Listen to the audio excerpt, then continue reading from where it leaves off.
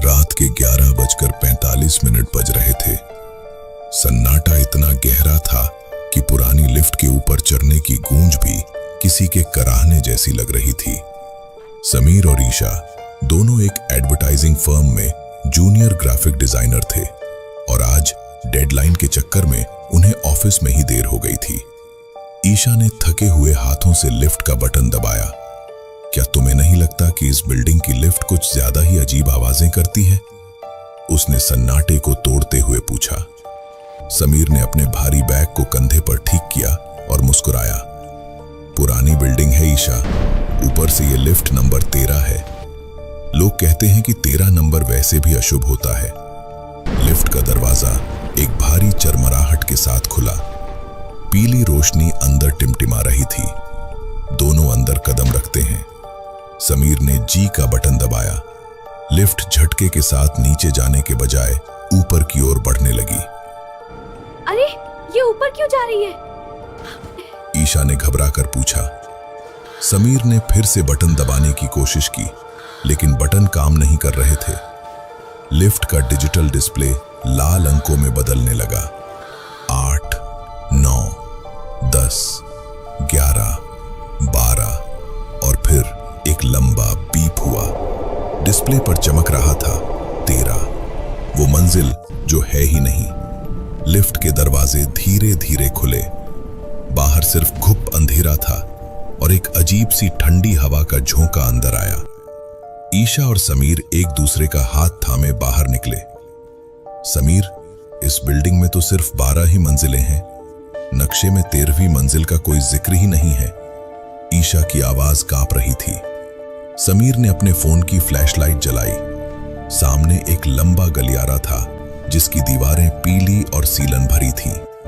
वहां की गंध किसी पुरानी कब्रगाह जैसी थी। अचानक लिफ्ट का दरवाजा उनके पीछे धड़ाम से बंद हो गया। समीर ने भागकर बटन दबाया, लेकिन लिफ्ट अब हिल भी नहीं रही थी। हमें सीढ़ियां ढूंढनी होंगी, समीर ने साहस बटोरते हुए कहा। जैसे जैसे वे गलियारे में आगे बढ़े, उन्हें महसूस हुआ कि वे अकेले नहीं हैं। दीवारों पर टंगे हुए पुराने कैलेंडरों पर साल 1984 लिखा था। मेजों पर धूल जमी थी और टाइपराइटर रखे थे, जैसे यहां समय दशकों पहले रुक गया हो।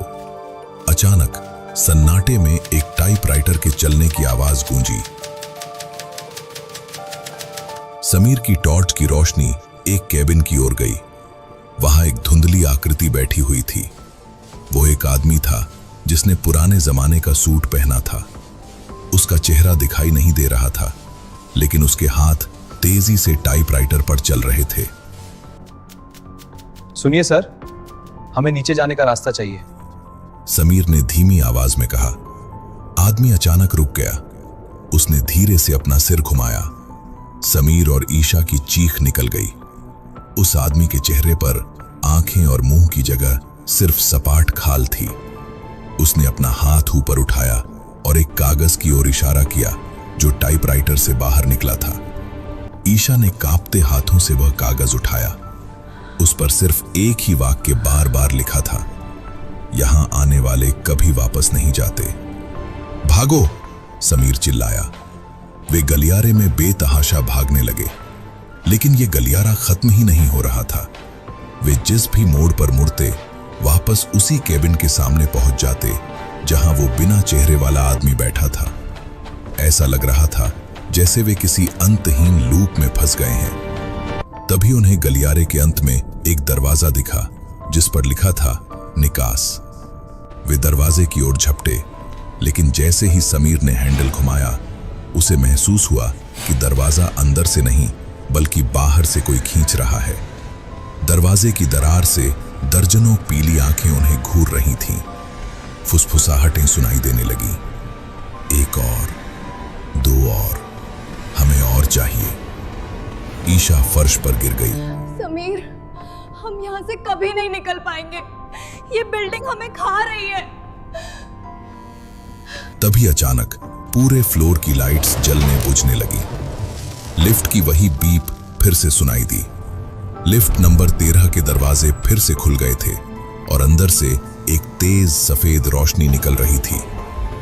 ईशा उठो, यही हमारा मौका है। समीर ने उसे खींचकर खड़ा किया। पीछे मुड़कर देखा तो वह बिना चेहरे वाला आदमी और कई अन्य काली परछाइयां उनकी ओर रेंगती हुई आ रही थीं। उनकी गति धीमी थी, लेकिन वे हर कदम के साथ उनके करीब पहुंच रहे थे। समीर और ईशा ने अपनी पूरी ताकत लगा दी और लिफ्ट के अंदर कूद गए। समीर ने पागलों की तरह जी बटन को बार बार दबाया। लिफ्ट के दरवाजे बंद होने ही वाले थे कि एक ठंडे सड़े हुए हाथ ने दरवाजे को पकड़ लिया। वो हाथ धीरे धीरे अंदर आ रहा था। समीर ने अपनी लात से उस हाथ को जोर से मारा और क्लोज बटन को दबाए रखा। एक जोरदार झटके के साथ दरवाजा बंद हुआ और हाथ कटकर वहीं गिर गया। लिफ्ट नीचे की ओर गिरने की गति से चलने लगी। लिफ्ट ग्राउंड फ्लोर पर रुकी। दरवाजे खुले तो बाहर नाइट गार्ड खड़ा था। वो उन्हें देखकर हैरान रह गया। आप लोग इतनी देर तक ऊपर क्या कर रहे थे? मैंने तो चेक किया था, बिल्डिंग खाली थी। समीर और ईशा पसीने से लथपथ थे। वे बिना कुछ बोले बाहर की ठंडी हवा में भाग निकले। जब वे काफी दूर पहुंच गए तो ईशा ने समीर की जैकेट पर देखा। वहां खून का एक काला धब्बा था और एक छोटा सा कागज चिपका हुआ था। समीर ने धड़कते दिल से वो कागज खोला। उस पर वही टाइपराइटर वाली लिखावट थी। हमने तुम्हें जाने नहीं दिया, हमने सिर्फ तुम्हें अपना हिस्सा बना लिया है। जल्द ही मिलते हैं। समीर ने घबराकर पीछे मुड़कर ऑफिस की ऊंची बिल्डिंग को देखा। 12वीं मंजिल के ऊपर एक खिड़की में रोशनी जल रही थी, जबकि पूरी बिल्डिंग अंधेरे में डूबी थी। वहां कोई खड़ा होकर उनकी ओर हाथ हिला रहा था। समीर ने अपनी जेब में हाथ डाला तो उसे महसूस हुआ कि उसकी उंगलियां गायब हो रही थीं। वो धीरे धीरे पारदर्शी होता जा रहा था। लिफ्ट नंबर 13 ने अपना किराया वसूल लिया था।